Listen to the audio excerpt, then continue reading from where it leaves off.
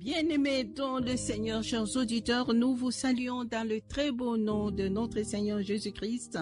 Nous sommes heureux de vous retrouver ce matin et de vous savoir toujours aussi nombreux et fidèles à ce rendez-vous quotidien pour partager la parole de Dieu avec nous. Et aujourd'hui, mercredi 18 septembre, nous méditons dans 1 Samuel chapitre 2, versets 1 à 11. 1 Samuel chapitre 2, versets 1 à 11. Nous prions avant de lire ces textes. Nous venons à tes pieds, Seigneur. Nous voulons t'écouter. Nous voulons recevoir de toi ce dont nous avons besoin aujourd'hui pour continuer notre marche avec toi, pour être fortifiés dans notre foi. Seigneur, parle-nous au nom de Jésus. Amen. 1 Samuel chapitre 2, versets 1 à 11, c'est le texte de méditation que pour la lecture de la Bible nous propose aujourd'hui. Et après avoir lu ces textes, nous allons répondre aux questions 3, 5 et 7. Y a-t-il un exemple à suivre ou à ne pas suivre? Y a-t-il une promesse? Et quelle vérité Dieu nous révèle dans ces textes? 1 Samuel 2, 1 à 11. Anne pria et dit, « Mon cœur se réjouit en l'Éternel, ma force a été relevée par l'Éternel. Ma bouche s'est ouverte comme contre mes ennemis, car je me réjouis de ton secours. Nul n'est saint comme l'Éternel, il n'y a point d'autre Dieu que toi, il n'y a point de rocher comme notre Dieu. Ne parle plus avec tant de hauteur, que l'arrogance ne sorte plus de votre bouche, car l'Éternel est un Dieu qui sait tout, et par lui sont pesées toutes les actions. L'art des puissants est brisé, et les faibles ont la force pour ceinture. Ceux qui étaient rassasiés s'élouent pour du pain, et ceux qui étaient affamés se reposent. Mais la stérile enfante 7 fois, et celle qui avait beaucoup d'enfants est flétrie. L'Éternel fait mourir et il fait vivre. Il fait descendre au séjour des morts et il en fait remonter. L'Éternel appauvrit et il enrichit. Il abaisse et il élève. De la poussière, il retire le pauvre, et du fumier, il relève l'indigent pour les faire asseoir avec les grands, et il leur donne en partage un trône de gloire. Car à l'Éternel sont les colonnes de la terre, et c'est sur elle qu'il a posé les fondements. Il garde le pas de ses bien-aimés, mais les méchants seront réduits au silence. Car l'homme ne triomphera point par la force. Les ennemis de l'Éternel trembleront. Du haut des cieux, il lancera sur eux son tonnerre. L'Éternel jugera les extrémités de la terre. Il donnera la puissance au roi, et il relèvera la force de son oint. Elkana s'en alla dans sa maison à Rama, et l'enfant fut au service de l'Éternel devant les sacrificateurs Élie. Voilà, bien-aimés, nous avons donc lu les textes de notre méditation de ce mercredi 18 septembre, 1 Samuel chapitre 2, versets 1 à 11. Nous allons répondre aux questions 3, 5 et 7. Y a-t-il un exemple à suivre ou à ne pas suivre? Y a-t-il une promesse? Et quelle vérité Dieu nous révèle dans ces textes? Y a-t-il un exemple à suivre ou à ne pas suivre? Mais avant cela, j'aimerais dire, avant de répondre à la question donc, j'aimerais dire que ces textes, c'est la prière prophétique d'Anne, prière de louange, à cause de l'exaucement qu'il a reçu de la part de Dieu, qui lui a donné un enfant. Après des années de stérilité, Dieu a exaucé sa prière. Alors, elle est venue au temple. J'aimerais quand même relire les 5 derniers versets du texte d'hier. Quand Anne eut sévré l'enfant, elle le fit monter avec elle et prit 3 taureaux, un épha de farine et une outre de vin. Elle le mena dans la maison de l'Éternel à Silo. L'enfant était encore tout jeune. Et Anne dit, « Mon Seigneur », il dit donc à Élie, « Mon Seigneur, pardon, aussi vrai que ton âme vit, mon Seigneur, je suis cette femme qui me tenait ici près de toi pour prier l'Éternel. C'était pour cet enfant que je priais, et l'Éternel a exaucé la prière que je lui ai adressée. Aussi, je veux le prêter à l'Éternel. Il sera toute sa vie prêté à l'Éternel, et ils se prosternèrent là devant l'Éternel. » Donc, c'est la prière la prière des louanges et d'adoration, la prière d'action de grâce que Anne fait en accompagnant cette offrande qu'il fait à Dieu, l'offrande de son propre fils, de son unique fils. Il vient l'offrir, le mettre au service de Dieu comme il en avait pris l'engagement auparavant. Et il accompagne cet acte de cette louange et de cette adoration. Donc il y a Anne adore Dieu. Deux aspects. D'abord, en accomplissant ses vœux, en apportant cet enfant pour l'abandonner à Dieu, là à Silo, dans ces lieux où était invoqué le nom de l'Éternel en présence du sacrificateur Élie. Il vient livrer son enfant à Dieu et ensuite il fait cette prière d'adoration. C'est un exemple à suivre et donc c'est une joie pour elle d'offrir ces sacrifices à Dieu, son fils unique. Elle ne savait pas qu'elle allait en avoir d'autres, mais elle l'a fait. Et c'est un exemple à suivre. Elle l'offre avec joie dans la louange, dans l'adoration, dans les actions des grâces. Elle offre son fils. Et quand nous lisons cette prière, y a-t-il une promesse ou des promesses?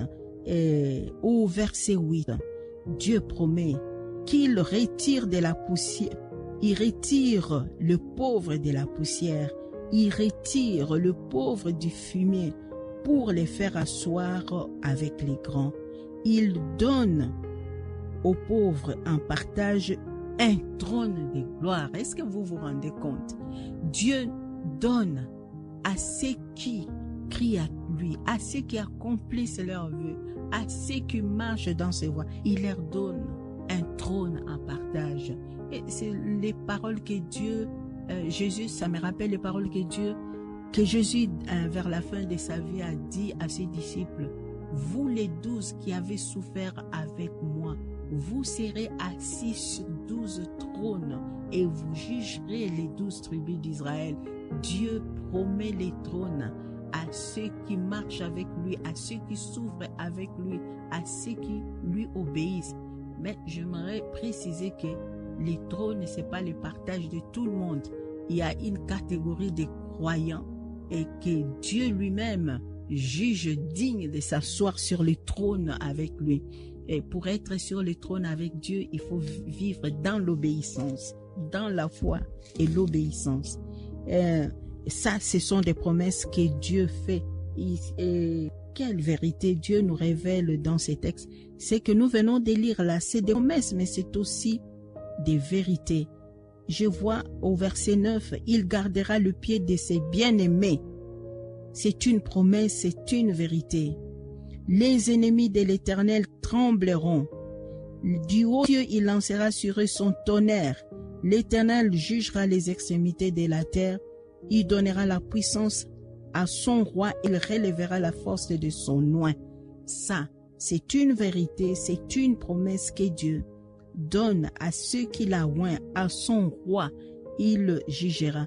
Et donc, quand Anne fait cette prière en reconnaissance à Dieu qu'il a exaucé, et un esprit prophétique s'est saisi de lui, et il va au-delà et il parle du roi. Parce qu'au moment où ces événements arrivent, les rois David, il n'y a pas encore de roi en Israël. Et ces paroles s'appliquent au roi que Dieu mettra sur le trône d'Israël. Et ces paroles s'appliquent aux descendants de David, Jésus-Christ. Et Anne est saisie de cet esprit prophétique et il parle des choses à venir, des choses qui restent encore très mystérieuses pour les gens de cette époque-là. Et ça nous révèle aussi une face de Dieu, comment il peut révéler des choses cachées à ses prophètes. Et cette prière dite en ces temps-là par Anne, je ne sais pas combien de gens ont pu le comprendre, mais quand nous les lisons, nous, après, nous voyons les merveilles de Dieu qui révèlent les choses cachées à ceux qui s'approchent de lui. Autant il explique les choses, autant il les révèle à ceux qui s'approchent vraiment de lui. Et nous lisons le commentaire du lecteur.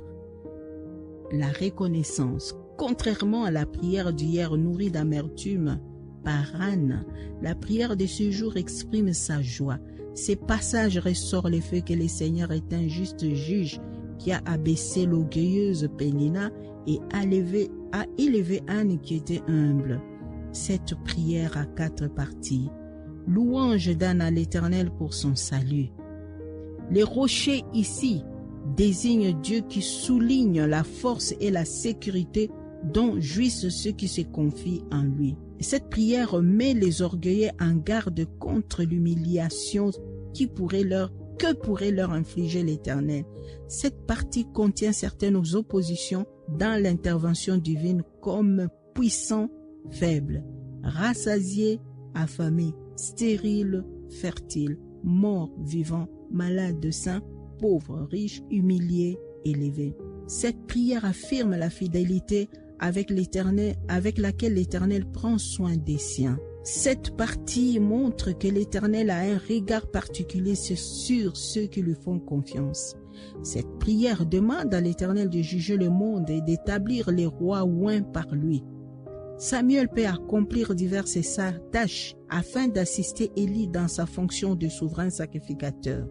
Aujourd'hui encore, Dieu qui transforme les larmes en cris de joie veut le faire pour vous comme il l'a fait pour Anne, en écoutant ses supplications dans les larmes, tout comme Anne est maintenant comblée et ses demandes sont changées en allégresse et en action de grâce. Il veut donner d'expérimenter cela. Conseil, ouvrez-lui votre cœur et faites-lui connaître votre souci.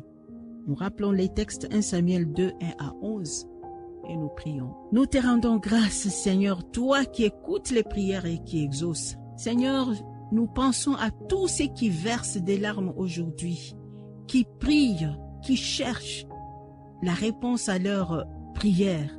Nous te prions. Donne, comme tu l'as fait pour Anne, l'occasion de se réjouir. Change les pleurs en cris de joie, cris d'allégresse, en exaucant encore de nombreuses prières. Et je sais, Seigneur, que tu le fais encore de notre temps.